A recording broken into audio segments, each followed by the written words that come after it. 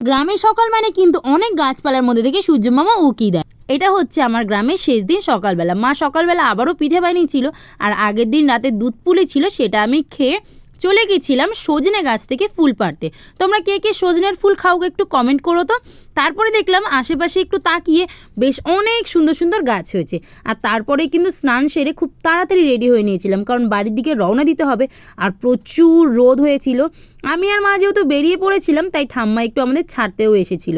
তারপরে চলে আসি আমাদের ব্রিজের মুখে। এসে কিছুক্ষণ দাঁড়াতেই চলে আসে আমাদের ম্যাজিক, আর ম্যাজিকে করে রওনা দিই এরকম সুন্দর দৃশ্য দেখতে দেখতে।